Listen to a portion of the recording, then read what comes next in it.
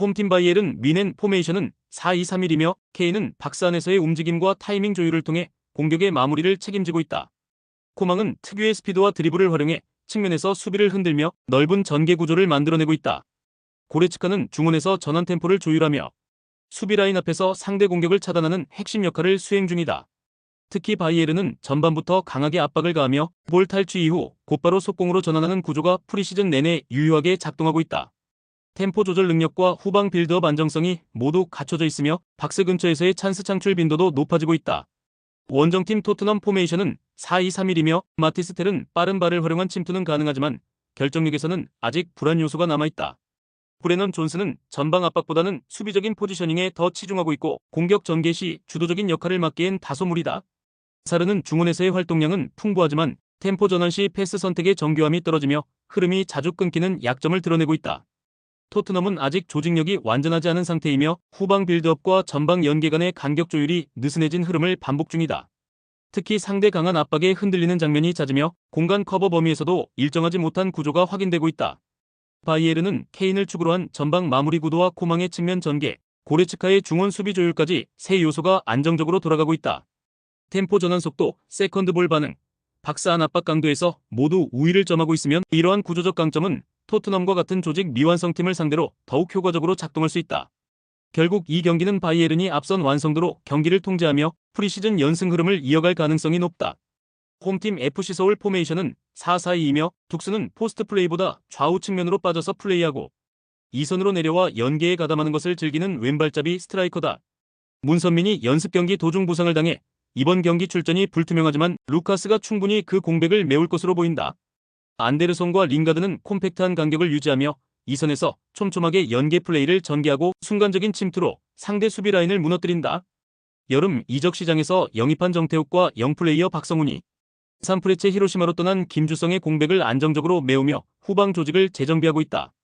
김기동 감독은 홈팬들의 기대에 부응하기 위해 전방 압박 강도를 높이며 초반부터 템포 있는 전개로 주도권을 쥐려 할 것이다. 원정팀 대구 포메이션은 4-4-2이며 정치인은 중앙이 아닌 측면 윙포워드로 나서 폭넓은 활동량과 드리블 돌파로 공격폭을 넓힌다.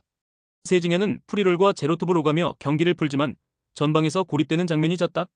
개인 기량은 여전히 K리그 정상급이나 김병수 감독의 전술 속에서 세징야를 효율적으로 활용하지 못하며 공격 루트가 단조로워지고 있다. 라마스와 다른 이선 자원들의 자신감 저하로 전개 속도가 느려지고 측면과 중원에서의 연결고리가 끊기는 장면이 반복된다. 홍정훈의 부상 공백까지 겹쳐 수비 조직력이 흔들리며 압박이 거세질수록 뒷공간 노출이 잦아질 수 있다.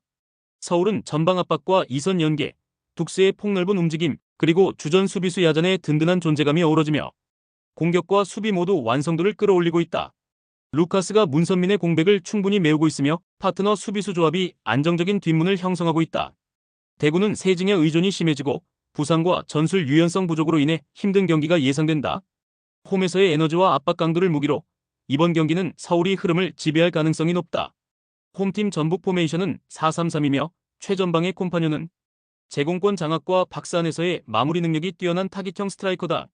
전진우는 이선에서 유연한 연계와 압박 회피를 겸비해 전방과 중원을 잇는 연결 고리 역할을 한다. 중원에는 강상윤, 김진규, 박진섭이 포진해 있다. 강상윤은 박스-투박스 전환과 폭넓은 활동량이 강점이며 김진규는 중원 깊은 곳에서 전방을 향한 날카로운 패스를 공급하며 템포를 조율한다. 박진섭은 수비형 미드필더로서 1차 차단과 커버 범위가 넓어 전북의 수비 안정성을 높인다. 이 3인 조합은 중원 수적 우위를 만들어내고 전진우와 콤파뉴까지 전방에서 다양한 공격 루트를 전개할 기반이 된다. 원정팀 안양 포메이션은 4-4-2이며 최전방에는 모따와 마테우스가 짝을 이룬다. 모따는 타점 높은 포스트 플레이와 몸싸움에서 강점을 보이며 등지는 움직임으로 이선의 침투 공간을 만들어준다. 마테우스는 순간적인 위치 선정과 결정력이 돋보이며 적은 찬스에서도 효율적으로 마무리할 수 있는 공격수다.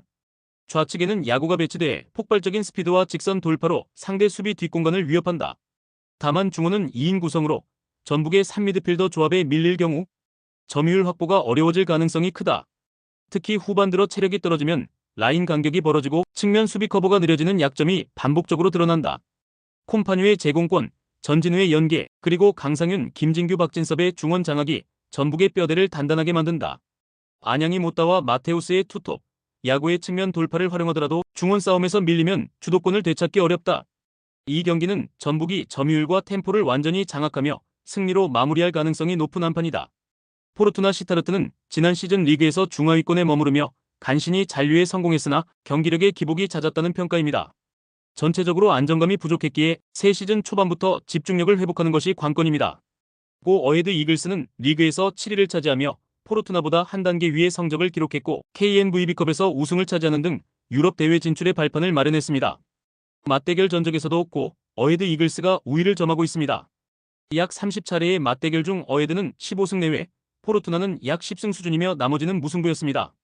특히 최근 시타르트 원정에서 3대0으로 승리했던 경기는 어헤드의 우세를 입증한 사례였습니다. 프리시즌 경기 흐름을 보면 포르투나 시타르트는 바이어 레버쿠젠과의 친선 경기에서 1대2로 패하며 경기 완성도에 다소 부족함을 보였습니다. 반면 고 어헤드 이글스는 SV 테르볼테를 상대로 19대0 대승을 거두는 등 시즌 준비 초기 단계에서 강한 자신감을 보여주었고 파트로 아이스덴전 3대1 승리 등에서 공격진의 조직력도 눈에 띄게 개선된 모습이었습니다. 이번 개막전은 홈팀 포르투나 시타르트가 시타르트 스타디온의 홈 2점을 살려 초반 분위기 주도권을 노릴 수 있는 무대입니다.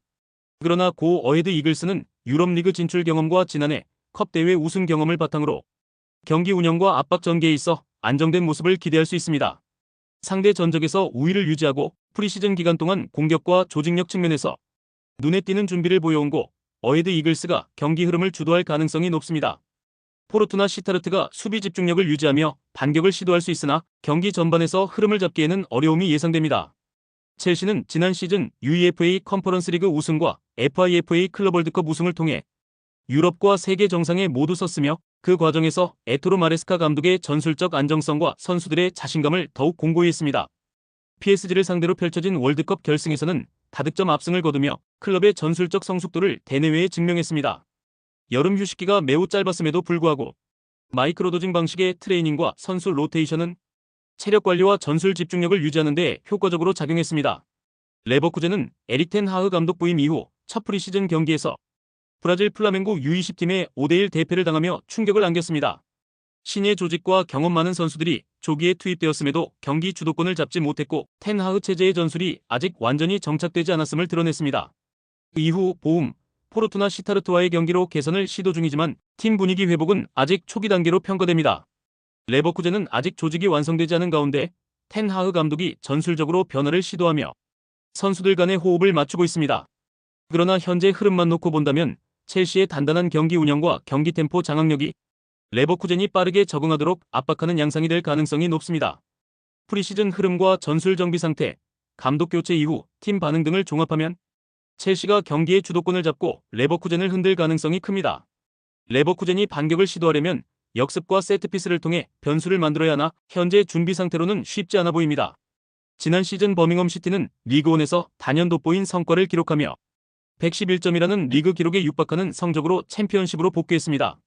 특히 NFL 레전드 톰 브래디가 구단 지분을 보유하고 있으며 구단주는 거액 투자를 지시하며 팀 리빌딩을 이끌고 있습니다. 캐리스 로웰과 이와타 토모키 등 신전력도 호평을 받고 있어 챔피언십에서도 경쟁력을 기대할 만합니다. 입스위치 타운은 지난 시즌 프리미어리그에서 부진 끝에 강등을 당했기에 분위기 반전을 위한 전환점이 필요한 상태입니다.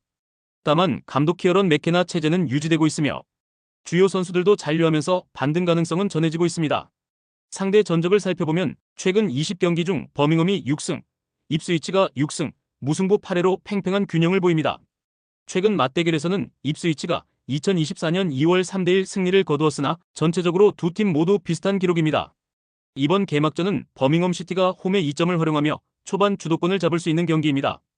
특히 팀 색깔이 확고하고 공격 전개에 자신감을 갖춘 버밍엄은 입스위치의 수비 집중력을 흔들 가능성이 큽니다. 입스위치가 반격을 시도한다면 조직적인 역습과 세트피스를 활용해야 하나 올 시즌 전략이 안정화되기 전에는 어려움을 겪을 여지도 있습니다. 전반적인 팀 구성, 지난해 리그 흐름, 상대 전적, 프리시즌 경기력 등을 종합하면 버밍엄 시티가 개막전에 우위를 보이며 승점을 확보할 가능성이 높습니다. 입스위치도 반전을 노리겠지만 분위기 전환을 위해서는 경기 초반부터 강한 집념과 조직력을 보여줘야 할 것입니다.